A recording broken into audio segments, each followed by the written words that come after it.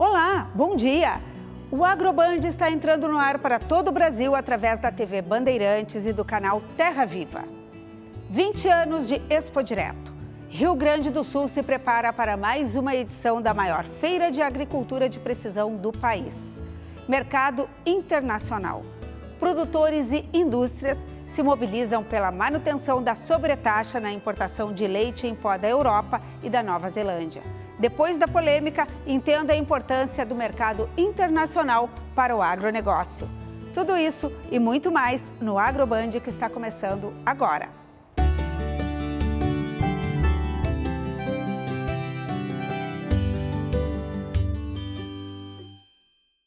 Falta pouco para o início de uma das maiores feiras do agronegócio brasileiro, a Expo Direto Cotrijal, que acontece de 11 a 15 de março em Não Me Toque, aqui no Rio Grande do Sul. Em 2019, o evento completa 20 anos de história. O lançamento da edição deste ano aconteceu aqui em Porto Alegre. Mais de 250 mil visitantes e 500 expositores. A expectativa é que a tradicional Feira de Não Me Toque ultrapasse os números da edição anterior.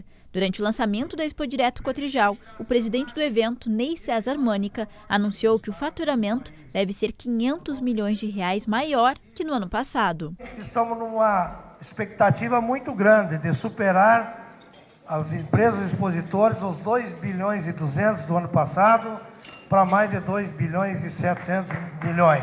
Mânica também ressaltou a importância para o setor de máquinas agrícolas de um aporte financeiro do governo federal. Conversamos com a ministra Tereza Cristina, com o ministro da Casa Civil, Onyx Lorenzoni, sobre a importância de o governo federal aportar mais 3 bilhões de reais para o setor de máquinas para completar o plano safra até junho. Por que 3 bilhões? Porque depois da Expo Direto, provavelmente vai acabar os recursos do modo forte. O governador do estado, Eduardo Leite, falou sobre a importância de melhorar a logística de escoamento da safra através de concessões das estradas gaúchas. Nós temos a expectativa de ter ainda no primeiro semestre o lançamento dos primeiros editais de concessões rodoviárias. Então, inclusive a estrada que leva a Passo Fundo e Carazinho já está sob a condição de concessão, na integração com o governo federal.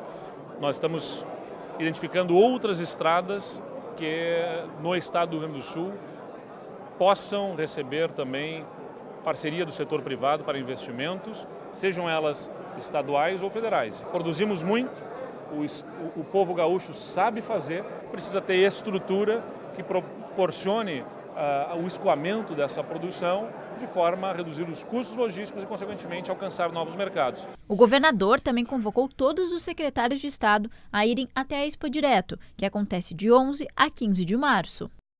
A Expo Direto é promovida pela Cotrijal, uma cooperativa de agricultores que em 2018 teve um faturamento recorde entre as cooperativas agropecuárias gaúchas.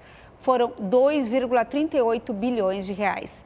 E nós vamos seguir falando agora sobre este setor que no ano passado cresceu cerca de 25% em relação a 2017 aqui no Rio Grande do Sul. Estou recebendo o presidente da Federação das Cooperativas Agropecuárias aqui do estado, Paulo Pires. Bom dia. Bom dia. Vamos falar sobre esse cenário, cooperativismo, que é cooperar. A gente tem vários ramos aqui no Rio Grande do Sul e o mais forte é o agro. E o que significa isso para a economia do estado, presidente? Olha, as cooperativas do Rio Grande do Sul, as cooperativas agropecuárias do Rio Grande do Sul, né? Temos outros ramos, crédito, saúde, enfim, mas as agropecuárias elas têm uma importância econômica muito grande. Por quê?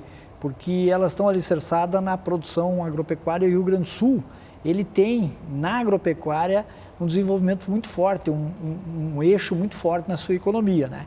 Então, as cooperativas do Rio Grande do Sul têm um crescimento constante. Nos últimos anos aí nós crescemos 10% ao ano, a média. Nos últimos 5 anos daria um crescimento de 50%. E em 2018 nós crescemos 25% em faturamento. São 25 bilhões de 34 cooperativas agropecuárias. Então você vê que é um setor muito pujante e muito importante para a economia gaúcha. E como que funciona o cooperativismo? Todos esses agricultores fazem parte da cooperativa. Divide o faturamento, a renda, como é que é? Sim, as cooperativas agropecuárias são compostas por associados, né, e elas são singulares, ou seja, a Cotrijal que tu falou, ela atua, tem sede em Nova Metoque e atua em toda aquela área de ação, geralmente áreas contínuas, né?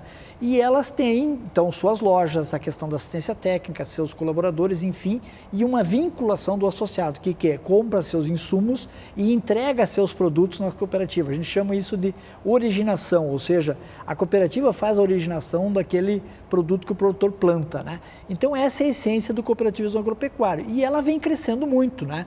Nós vemos diminuindo o número de cooperativas do Rio Grande do Sul, isso é um fenômeno mundial, né? O cooperativismo agropecuário no mundo, ele cada vez está mais concentrado em grandes cooperativas, né? Mas nós temos, por outro lado, aumentando o share, ou seja, a participação das cooperativas no mercado agropecuário principalmente. E o que determinou esse crescimento de 2018? Foi a soja, o principal produto agrícola do estado? Foi. Esse ano de 2018 nós tivemos uma soma de fatores, mas o principal foi, o soja ele deu uma barrigada de preço em 2017, né? Ou seja, em 2016 nós tivemos um preço médio da soja de R$ 70. Em 2017... A saca. A saca. Em 2017 esse preço caiu para R$ 60. O que fez o produtor? Não vendeu. Segurou. Deixou depositado na cooperativa, né? Chegou em 2018 com a desvalorização cambial, né? Esse produto subiu numa média de R$ 72, chegou até R$ 80 em algumas localidades. O que o produtor fez? Vendeu. E a cooperativa com isso, né, aumentou o seu faturamento. Então, foi um fenômeno interessante e mostra que o agricultor está atento nessa questão de mercado. E agora em 2019, o câmbio não está tão valorizado como no ano passado. Tem um efeito climático que a gente ainda não sabe definir bem o tamanho dele. Sobre o arroz, especialmente aqui no Rio Grande do Sul, em compensação, o milho vai surpreender e a soja vai ficar mais ou menos a mesma coisa, talvez alguma diferença pequena. O que vocês estão estimando, desenhando? Veja bem, ó, é interessante a sua pergunta porque ela foca nós temos um momento de mudança, né? Nós temos um governo eleito aí que é um governo liberal, sempre se disse liberal, nós vamos ter uma abertura maior da economia, uma maior competitividade. Isso levou a um índice de confiança como nunca visto no sistema agropecuário. O produtor hoje, as empresas, elas estão confiantes no futuro, no desenvolvimento, agora em 2019 e nos próximos anos.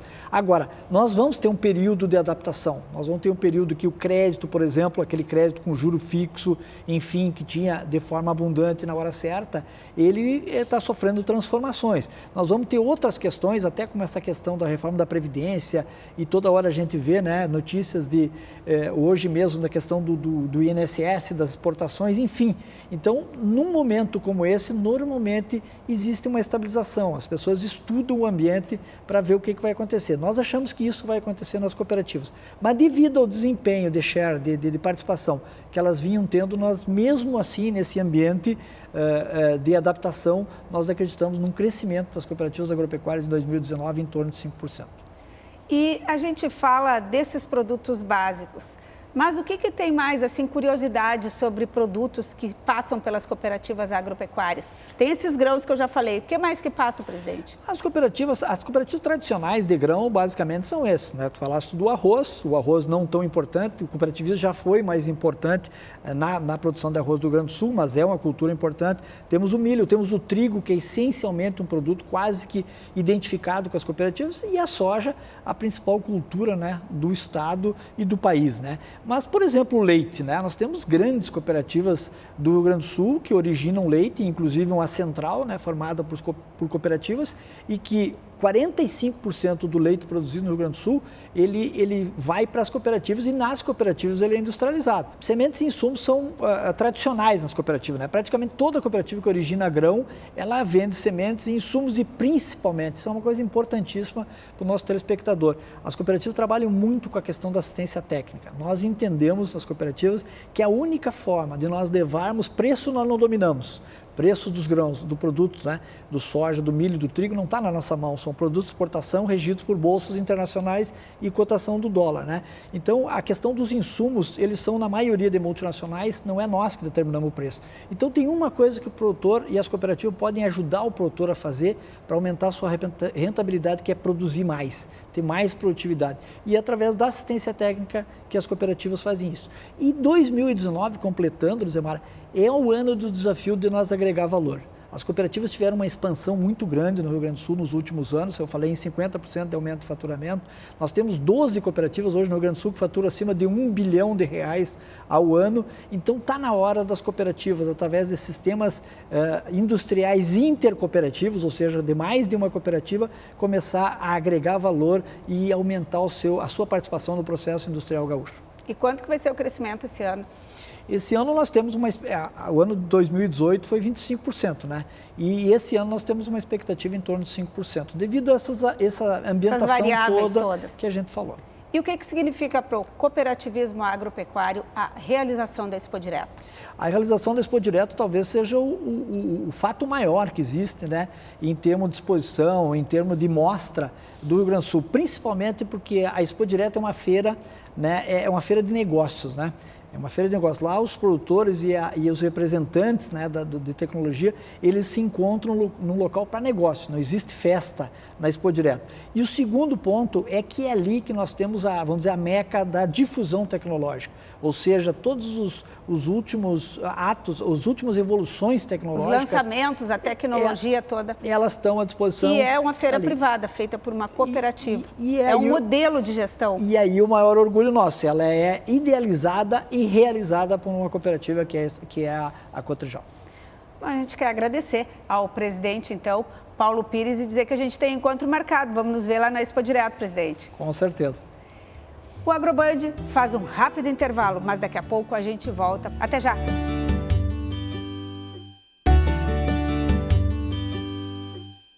Estamos de volta com o AgroBand.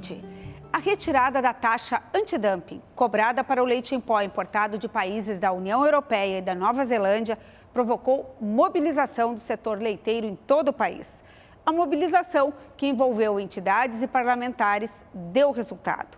O governo federal vai adotar medidas compensatórias para evitar prejuízo aos produtores e indústrias de leite. Até o presidente Jair Bolsonaro entrou nas discussões e tuitou garantindo que o governo está mantendo a competitividade dos produtores de leite. Acompanhe a reportagem detalhando a polêmica. Nesta fábrica de sorvete da região metropolitana de Porto Alegre, a principal matéria-prima é o leite em pó. O ingrediente é comprado da Argentina, que geralmente tem preços melhores do que no Brasil. Na nossa formulação, o leite em pó é um fator principal da matéria-prima. Se eu comprar um leite em pó mais barato, eu consigo um custo melhor do produto. Fazia 20 anos que o leite produzido na União Europeia tinha, além da tarifa de importação, uma sobretaxa de quase 15% por antidumping, medida para evitar que importados cheguem com um valor muito inferior ao do produto nacional. Para a Nova Zelândia, a cobrança era de cerca de 4%. Na União Europeia, nós estamos falando de um bloco econômico que produz 5 vezes mais do que o Brasil produz, né? E que ela tem estoques hoje, principalmente do leite em pó desnatado, muito elevado. O leite brasileiro perde em competitividade porque, segundo o setor, em outros países há incentivos do governo e menos encargos. Se começar a entrar no país leite mais barato vindo do exterior, os produtores brasileiros serão obrigados a baixar os seus preços para continuar vendendo. Isso pode prejudicar a renda de mais de 1 milhão de famílias que tiram o sustento do gado leiteiro. É o caso do Evandro, que tem um rebanho de 45 vacas. Ele alega que a margem de lucro já é pequena e ainda tem custos altos, como a ração, os medicamentos e os equipamentos. Eu estou no empate hoje aqui. Se chegar a baixar mais um pouco aqui, vai ficar inviável de trabalhar com leite. Haverá aumento da alíquota do imposto de importação do produto vindo de países da União Europeia para compensar a perda da taxa antidumping no mesmo percentual. Para a Nova Zelândia, não será adotada a compensação porque o excedente daquele país está sendo exportado para a Ásia. O governo também está discutindo com países do Mercosul ajustes na política de importação. Toda essa questão envolve negócios com o Brasil e com outros países. mercado internacional é extremamente importante para o agronegócio. E é sobre isso que nós vamos falar agora. Eu estou recebendo a professora de Relações Internacionais, Denise Derroque. Bom dia, Denise. Bom dia. Denise, vamos tentar entender um pouquinho, trocar em miúdos, essa polêmica toda antidumping. Então, vamos explicar o que é dumping, o que é antidumping. Bom, o dumping é uma prática comercial que é desleal, ou seja, se eu tenho alguém que tem maior poder, digamos, pode ser uma empresa maior ou um país com mais condições econômicas, ele pode adotar alguma medida que faz com que aquele produto entre em um outro mercado abaixo daquilo ou muito próximo daquilo que ele custou.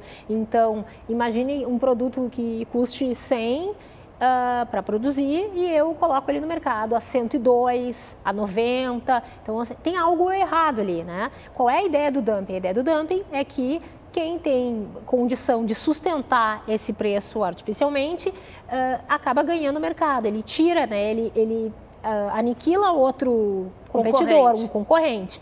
Tá? Então, no caso aqui, as regras do comércio internacional, elas foram organizadas em torno da OMC, né? A gente tinha o General Agreement on Trades and Tariffs e depois ele foi a base para a gente criar a Organização Mundial do Comércio desde 1994. E entre as regras que se colocou ali, existe existe mecanismo para, em caso de dumping, eu poder adotar medidas em relação a isso. Que é o antidumping. Então, o antidumping seria, eu coloco um valor, uma porcentagem ali em cima para compensar isso. Olha, esse valor que está entrando aqui, ele não é real, ele é uma concorrência desleal. Então, eu coloco um valor a mais, que seria para compensar isso, para que o país que está importando, ele coloca essa taxa para ele não ter o seu produtor prejudicado, para se proteger. Interna. Denise, agora o governo diz que não tem como sustentar esse antidumping com os países da União Europeia e com a Nova Zelândia. Aí pode ser que agora, decidindo aumentar a taxa de importação, daí não está se tratando de dumping.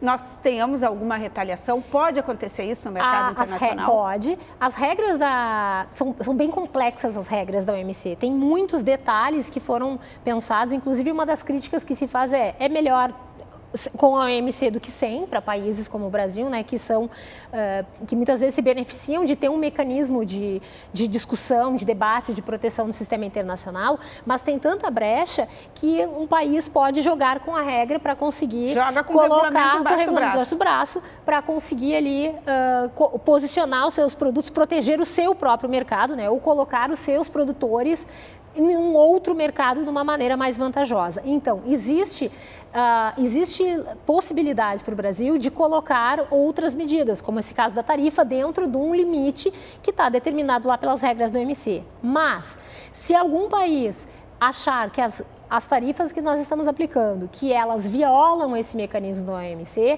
ele pode buscar na OMC que a gente tenha as chamadas consultas, que ainda nessa etapa teria a tentativa de fazer uma espécie de acordo entre os países, chegar a um consenso ali.